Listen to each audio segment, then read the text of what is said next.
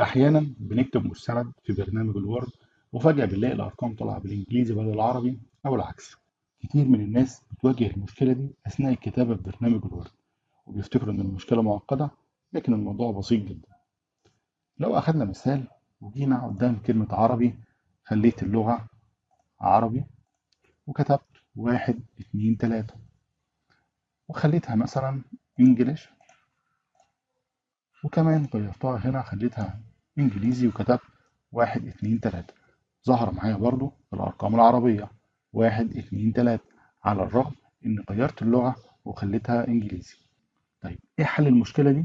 ببساطة جدا، هاجي على تبويب فايل وهضغط على مور وهضغط على اوبشن.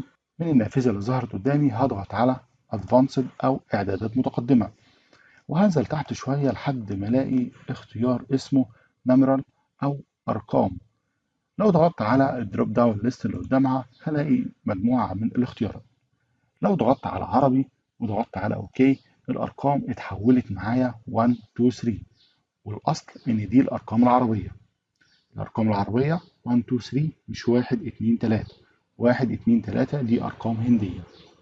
طيب انا عايز الارقام تظهر معايا 1 2 3 اللي هي متعارف عليها عندنا الارقام العربيه، لكن جوه برنامج الوورد هي ارقام هنديه. هعمل الكلام ده ازاي؟ هعيد نفس الخطوات وهاجي على فايل، اضغط عليها واضغط على مور واضغط على اوبشن، ومن ادفانسد هنزل وهختار من نيومرال الامر او الاختيار هندي. في الحالة دي الارقام هتتحول معايا واحد اتنين تلاتة. طيب انا عايز عند كلمة عربي تظهر واحد اتنين تلاتة، وعند كلمة انجلش 1 2 3. أولا هو ده بيتم إزاي؟ بيتم على حسب بداية الجملة. فهنا بداية الجملة كانت لغة عربية، المفروض تظهر واحد اتنين تلاتة.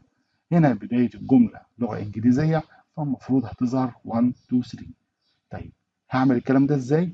من فايل ومور وأوبشن، ومن نفس الاختيار أدفانسد.